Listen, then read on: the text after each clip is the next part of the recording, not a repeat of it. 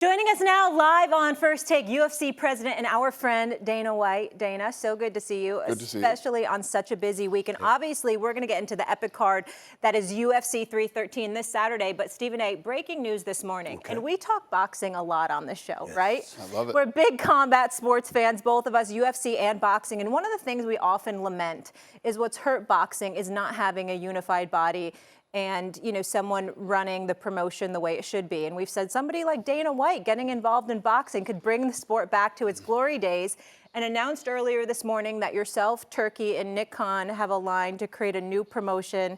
Please talk to us about this. Yeah, obviously exciting for me. I mean, I wouldn't be sitting here right now if it wasn't for the sport of boxing. That's where I started. And I've been talking a lot of smack about boxing for a long time. And now here we are. And, you know, I'm looking forward to implementing changes and things that I think would definitely help the sport. Simple things like, you know, the best fight the best. How about that? You see a lot of guys. There's a lot of talent that we've been looking at out there right now that nobody knows about. And what I would love to do is build this thing from the ground up the way that we did the UFC. When we originally bought the UFC, we had 12 contracts. Nobody knew who anybody was. You have everybody start fighting everybody. When you get to the top 5, there's no denying who the best 5 guys in the world are, and then they all fight it out to see who's the world champion. Get rid of all the 5 different champions and 5 different sanctioning organizations, and one. It'll just be one. My first question is, what do you need me to do to help? Free of charge. You already are. Free of charge. You're already helping. I could care less about the money. I'm so disgusted with what boxing has done to us. How many years have I been clamoring for you to sit up there and oversee the sport so we can get the fights that we want to see when we want to see them without having to wait for it? I want to know what you need me to do. And Nick Khan's no hat rack either. Well, Nick Khan's the real deal. What you need me to do? And reinvest in the sport. And more than 5 guys make money in the sport. All these guys that come up will all make a living, and there's a lot of young talent out there that nobody knows about. Build cards that are great from the first fight to the last fight of the night, just like we do in the UFC. I mean, everybody keeps asking me, what's the model? You know the model. The model is exactly what we've done at the UFC. And making the fights, not glossing over that, making the fights that we want to see, like we see in the UFC. I need to bring this up to him because the UFC deserves so much credit for this. This past weekend, Gervonta Davis and Lamont Roach fought. Lamont Roach was a name we hadn't heard of. Molly was 25-1-1 coming into the fight. Fought his tail off, obviously, as some people think he should have won the fight.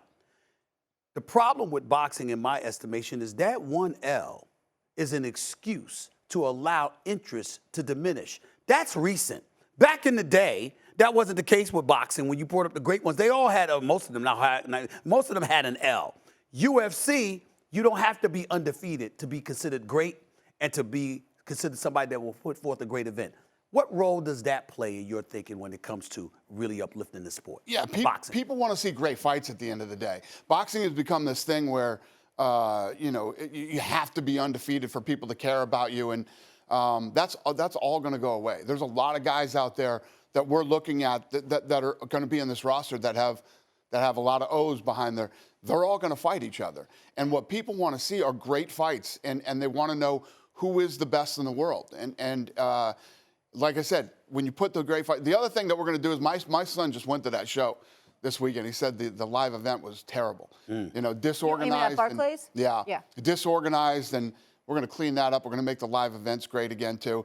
The run of show will run faster. You know, it won't take 9 hours to see 4 fights. You know, these guys put on a fight and then have a podcast and then put on another fight and have a podcast. The show will run like UFC does. Fight after fight after fight. Where will people see the fights? That's what, you know, we're going to go out and secure rights deals with one of the networks. And we'll build the sport of boxing up here in the United States again. And amazing. To really grow the sport, it has to be strong in the U.S. for it to work everywhere. Wow. I love that full circle moment, both for you and Nick, because he started in boxing as well. So huge congrats on that. He loves boxing. Nick, he loves boxing. 100%. But that's how Nick is so passionate about boxing, and you know, a lot of credit goes to Nick Khan, the driving force, and helping put this deal together. Absolutely. Grown up in Vegas there. All right, let's get into Saturday night where you don't need to clean things up because it's already fireworks. Can you talk about how dangerous Alex Pereira is? Yeah, I mean, he's one of the biggest stars in the sport right now, if not the biggest star in the sport. And what makes this weekend great is Ankalaev is a very serious threat to him. This is probably the toughest fight he's ever had. You know, his team always talks about his takedown defense and that, you know, the fans don't really know how good it is. We're going to find out how good it is this weekend. This is a tough fight for Alex. Alex comes out of this the way he's come out of every other fight. He's he might be the pound-for-pound best fighter in the world. But when we talk box office, I think about Pereira and I think about a handful of names. Talk to me about who you look at when you think about your product and uplifting the sport even more so than you already have. What names come to your mind in terms of you walk into the arena, you want to see this person? Yeah, I mean, Alex is that guy for us right now. The thing that people love about Alex is obviously his fighting style. Yeah. He tries to knock your head off. People love that. And this guy, he was on vacation in Australia, and a fight fell out. We needed him. He literally left vacation and came and fought. This guy will literally fight anybody, anywhere, anytime he comes in. He's pure violence, tries to knock you out, doesn't duck anybody, has moved up a weight class, is willing to move up to heavyweight and fight whoever. I mean, this. Well, when you say whoever, you know the name that comes to people's mind is Jon Jones. Right, I agree. You know, he's willing to fight him. He's willing to fight anybody right now. Is Jones willing to fight Pereira? Jones will fight anybody, too. Okay. Do you know? I know he's not scared of anybody. He's the greatest ever. No, he's the greatest ever. I'm talking about does he want to do it? You know, because we know he could beat anybody. Does he want to do it? He does want to do it.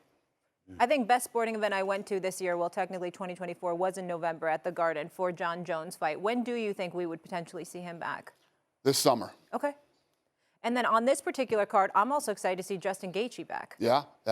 He's fighting for Zeev. You don't like Gaethje? I love him. I just hated seeing him get knocked out like that. That hurt my heart. It hurt me to see that happen. I agree, but you see how many guys he's knocked out? I know that.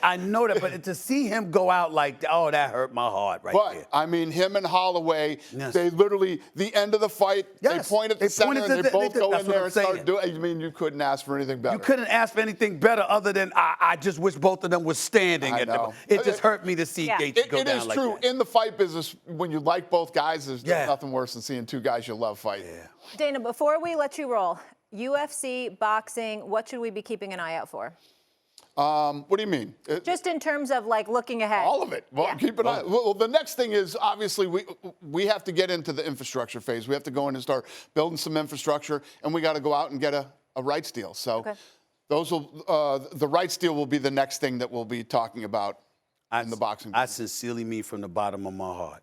I want y'all, whatever it takes to help boxing. I love boxing, whatever it takes, because we can't have this anymore where we don't get to see the fights that we want to see with these fighters.